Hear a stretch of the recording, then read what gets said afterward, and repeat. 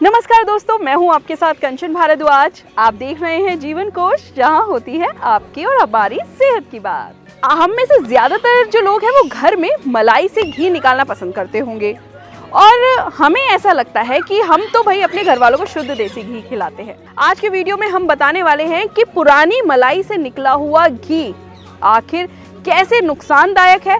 साथ ही आपको बताएंगे कि अगर मलाई से घी ना निकाले घर पे तो निकाले किस चीज से। तो चलिए शुरुआत करते हैं अपने इस वीडियो की। दोस्तों, हेल्थ एक्सपर्ट ऐसा मानते हैं कि पुरानी मलाई, जैसे कि हम 10 दिन 12 दिन पुरानी मलाई को इकट्ठा करके तब घी बनाते हैं, ये जो पुरानी मलाई है इससे घी निकालना जो है वो नुकसानदायक है। अब बात करते हैं ऐसा क्यों नुकसानदायक है। दोस्तों, इसी मुद्दे पर हमने फूड एनालिस्ट से बात की।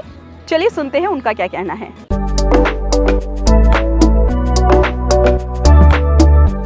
आज हम बात करने वाले हैं कि जो घरों में मलाई से घी निकाला जाता है वो सही है या गलत। जैसा कि हम जानते हैं कि ये तो हमारा ट्रेडिशन ही है, घर में मलाई इकट्ठा करके और फिर उसको घी बनाते हैं या बटर बनाती हैं उनसे।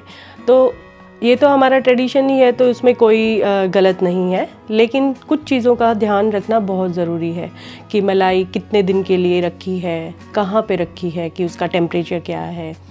अक्सर हम क्या करते हैं कि बहुत सारी मलाई रोज़ इकट्ठा करते हैं, फिर उसके बाद उसमें घी बनाते हैं या बटर बनाते हैं। तो इसमें हमें सिर्फ ये ध्यान रखना बहुत ज़रूरी है कि मलाई रखी कहाँ है, कि वो राइट टेम्परेचर पे है, कि फ्रिज में रखा है, और ज़्यादा से ज़्यादा 2 या 3 दिन तक ही हमें मलाई यूज़ करना चाहिए। उसके बाद अगर वो राइट टेम्परेचर पे स्टोर्ड नहीं है या बाहर छोड़ दी है या उसमें थोड़ा सा भी स्मेल आ रही है, ऑफ अडर है या फ्लेवर है, तो हमें वो मलाई यूज़ नहीं करनी चाहिए, क्योंकि उसमें ऑलरेडी डिटीरियोरेशन हो चुकी है। तो हमें कैसे पता चलेगा कि हमारी मलाई ठीक है या नहीं है? ना तो उसमें किसी तरह की भी स्मेल आनी चाहिए कि बहुत स्मेल आ रही है, और ना ही उसका कलर थोड़ा चेंज होना चाहिए। मलाई में बेसिकली क्या क्या चेंजेस आ सकते हैं अगर उसको आप कोल्ड टेम्परेचर पे नहीं स्टोर करते हैं।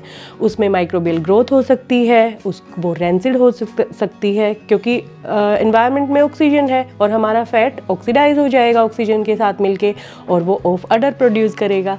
तो जब हमारा बेस मटेरियल ही अच्छा नहीं है तो हम कैसे उससे फिनिश प्रोडक्ट एक्सपेक्ट कर सकते हैं कि वो अच्छा होगा। हम लोगों को ये बहुत ध्यान रखना चाहिए कि मलाई से बटर या घी बना रहे हैं तो उससे पहले वो हमारी से फ्रेश होनी चाहिए। ज़्यादा से ज़्यादा 2 या 3 दिन के लिए ही आप उसे स्टोर करें, उससे ज़्यादा ना करें। और अगर जिनको 2-3 दिन में मलाई इकट्ठी नहीं होती वो क्या करें फिर? वो अपने लोट को थोड़ा रखें कि हम थोड़े से भी तो बटर बना सकते हैं। ज़रूरी नहीं कि हमें पूरा बाउल भर के ही एक बार में बटर या घी बनाना है।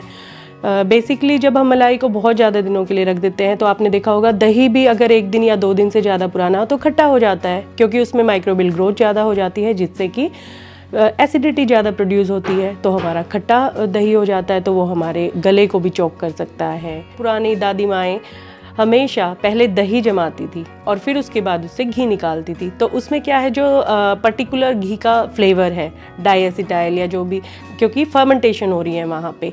अगर हम मलाई को पहले दही में कन्वर्ट करते हैं, उसको फर्मेंट करते हैं, तो उसमें पर्टिकुलर फ्लेवर जनरेशन होता है, क्योंकि माइक्रोबियल ग्रोथ होगी उसमें। जो माइक्रोब्स फर्मेंटेशन के दौरान उसमें पर्टिकुलर फ्लेवर जनरेशन करेंगे और वो फिर उस बटर से हम घी बनाएंगे तो वो ज़्यादा टेस्टी बनता है। सेफ दोनों है, लेकिन अगर हम लोगों को पर्टिकुलर फ्लेवर चाहिए, घर जैसा दानेदार घी चाहिए, तो हमें थोड़ी सी तो मेहनत करनी पड़ेगी, और इसके लिए हम फिर उसे फर्मेंट करेंगे, फिर उसको चर्निंग करेंगे। और इससे क्या होगा, 2 बेनिफिट है हम लोगों के, कि उससे साथ साथ बटर मिल्क भी प्रोड्यूस होगा। एक बटर निकल गया, फिर बटर मिल्क मिल गया, जिससे हम अपना फिर से पनीर में भी कन्वर्ट कर सकते हैं। अगर उसको बटर मिल्क को बॉईल करेंगे तो कर्डलिंग हो जाएगी और फिर उससे हम अपना पनीर भी बना सकते हैं। तो इससे वेस्ट जनरेशन भी रिड्यूस हो जाएगा। इन सब बातों से आप लोग समझ ही गए होंगे कि हम मलाई से घी बना तो सकते हैं, बट हमें ध्यान बहुत ज़रूरी है रखना कि हमारी मलाई फ्रेश हो, उसमें किसी भी तरह की स्मेल ना हो, किसी भी तरह की माइक्रोबियल ग्रोथ ना हो, ताकि हमारी सेहत बनी रहे और हम घी का और बटर का दोनों का आनंद ले पाएँ। तो कोशिश कीजिए दही से मलाई निकालिए और पुराने तरीके से निकालिए। अगर आप नहीं निकालना चाहते तो ऑर्गेनिक घी भी बाजार में उपलब्ध है, उसके ज़रिए भी आप हेल्थ बेनिफिट उठा सकते हैं। आप बैड बैक्टीरिया से युक्त जो मलाई है उससे घी निकालना पसंद करेंगे? बिल्कुल नहीं ना। तो ऐसे में ये नुकसानदायक है। अब ये नुकसान क्या क्या पहुंचाता है अब ये भी जानिए।